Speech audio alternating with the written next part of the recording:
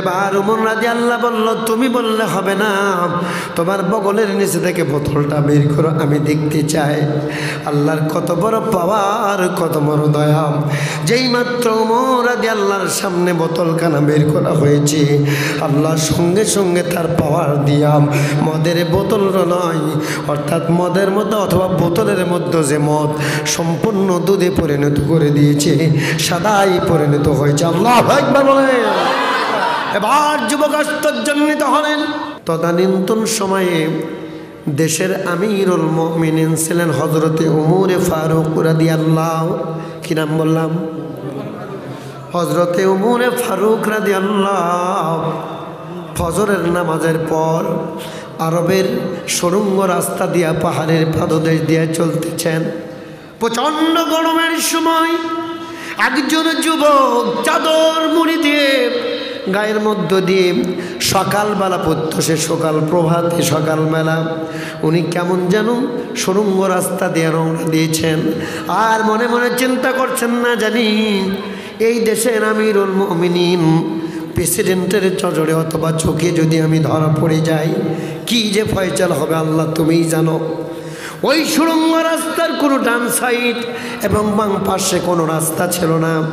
ওই যুবক এমন মন্তব্য করতে করতে তার সামনে লক্ষ্য করে দেখলেন এটা অন্য কোনো মানুষ নয়, আমিরুল মুমিনিন হযরত ওমর ফারুক রাদিয়াল্লাহু তার সামনে হাজির হয়ে গেছে।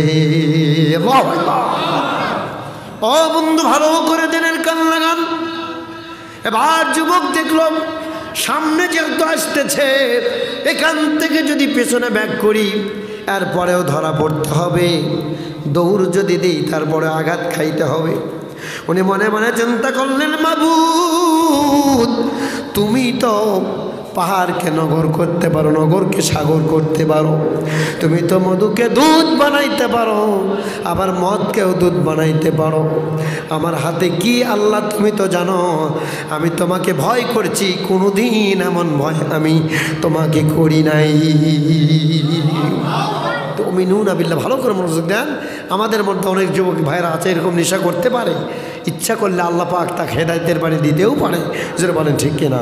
কারণ আমরা বক্তা হতে পারি, আমরা ইমাম খতিব হতে পারি, কিন্তু হেদায়েতের চাবিকাঠি কোনো বক্তা ইমামকে আল্লাহ পাক দেন নাই। হেদায়েত কার হাতে? আল্লাহর হাতে। কার হাতে বলেন? আল্লাহর হাতে। ইল্লাল্লাহ ইয়াহদি মান ইয়াশাউ ইলা সিরাতিম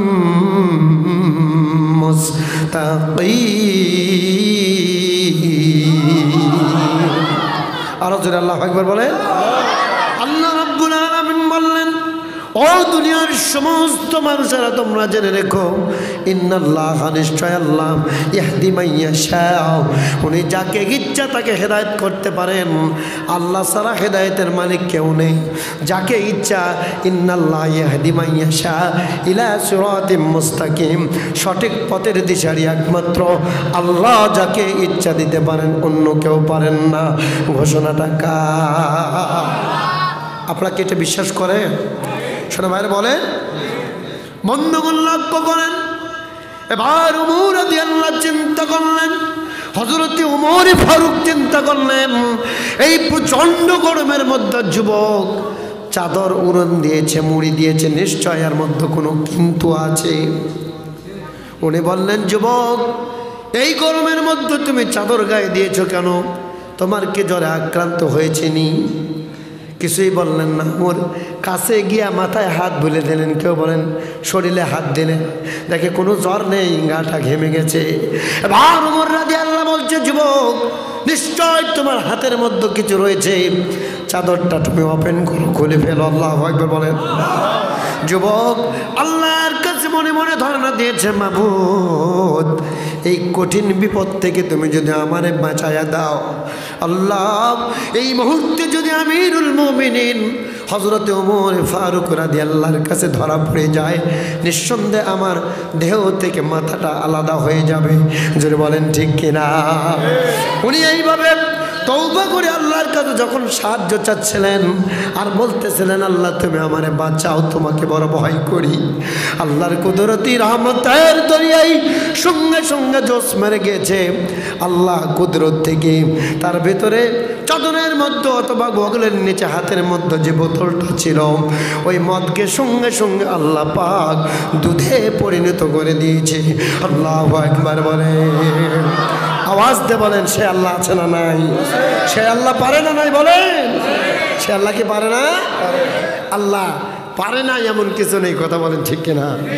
আপনারা দেখেছেন নমরুদ কিন্তু ইব্রাহিমের সঙ্গে পাল্লা দিয়েছিল হয়ে প্রতিপন্ন করার জন্য, কিন্তু নমরুদ শত চেষ্টা করেও ইব্রাহিম খলিলুল্লাহর সঙ্গে টিকতে পারে নাই, কথা বলেন ঠিক কিনা? ঠিক তেমনিভাবে ফেরাউনও চেষ্টা করেছিল মুসাকে দমায় দেবে, কিন্তু অসংখ্য চেষ্টা করার পরেও ফেরাউন কিন্তু টিকতে পারে। আবু জেহেলও চেষ্টা করেছে নবী মুহাম্মদুর রাসূলুল্লাহ সাল্লাল্লাহু আলাইহি ওয়াসাল্লাম দমিত করার জন্য, স্টপ করে দেওয়ার জন্য দিনের পর থেকে, কিন্তু সেও পারে নাই। সাহায্য করেছেন কে? ঠিক তেমনিভাবে আপনারা জানেন আমাদের দেশ দীর্ঘদিন ধরে একটা পরিস্থিতির শিকার ছিল। আপনারা বুঝে নেবেন এখানে যিনি ফ্যাসিলিটি ছিল ইনিও চেষ্টা করেছিল আলিম ওলামাকে দমায় রাখবে, মুসলমান ইমাম বক্তা হাফেজ খতিব তাদেরকে কষ্ট দেবে, এটাও কিন্তু আল্লাহর বরদাস্ত করে না। জোরে বলেন ঠিক না?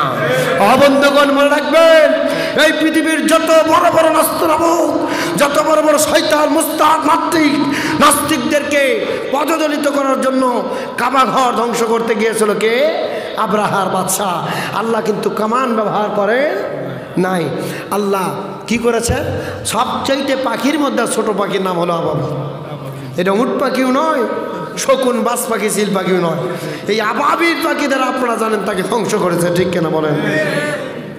নমরুদ ল্যাংড়া মশা দিয়ে তাকে হত্যা করেছে, কামান ব্যবহার করা লাগে না।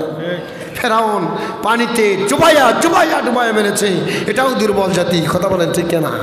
ঠিক তেমনিভাবে বদরের যুদ্ধে ছোট্ট দুইটা সন্তান দিয়া আবু জাহেলকে সাইজ করে ফেলেছেন কে?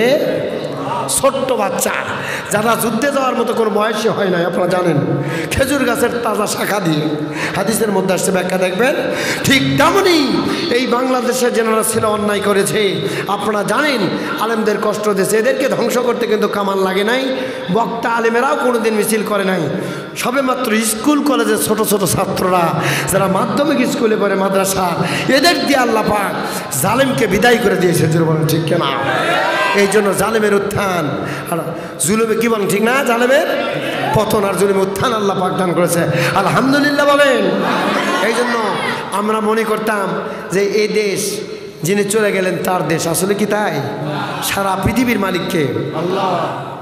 আল্লাহ রাব্বুল আলামিন বলেন লিল্লাহি মা ফিস সামাওয়াতি ওয়া মা ফিল আরদ, আসমান এবং জমিনের মধ্যে যা কিছু আছে সব কিছুর মালিক আমি আল্লাহ। এখানে কোনো মালিকত্ব থাকবে না, মালিকানা অদ্বিতীয় থাকবে না, সব মালিকানা হলাম একচ্ছত্র অধিপতি আমি আল্লাহ।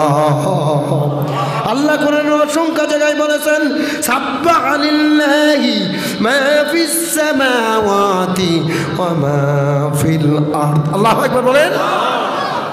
ওই আল্লাহ প্রশংসা তার বিবরণ হবে তিনি, যিনি আসমান জমিনের মধ্যে যা কিছু আছে সব কিছুর মালিক তিনি। তিনি কে?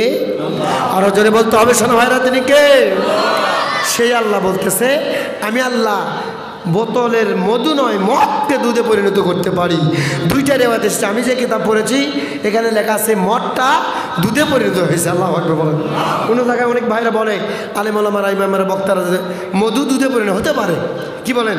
এটা অন্য কিতাবে পড়তে পারে, এটা কিন্তু কোনো মন কষাকষি বা কোনো ভুল ধরে নেই। আল্লাহ পাক বুঝাতে চাচ্ছে যেটা লক্ষ্য উদ্দেশ্য, এটা যেন আমাদের ঠিক থেকে আল্লাহ কবুল করুক, বলেন আমি। আর যারা বলেন আমি।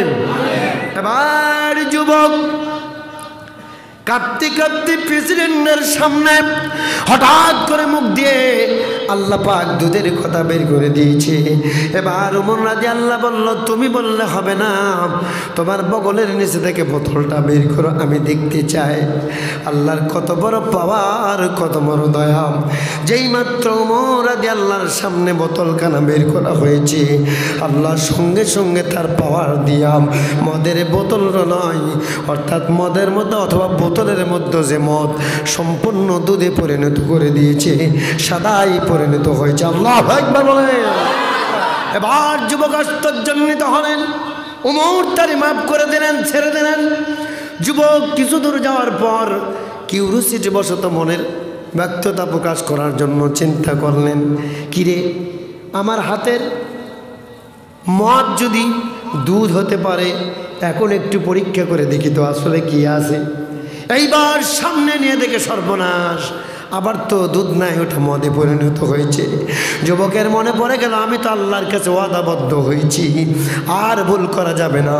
উনি সঙ্গে সঙ্গে আল্লাহর প্রতি ঈমান আনলেন। আশহাদু আল্লা ইলাহা ইল্লাল্লাহু ওয়াহদাহু লা শারীকা লাহু ওয়া আশহাদু আন্না মুহাম্মাদান আবদুহু ওয়া রাসূলুহু। আল্লাহু আকবার বলেন।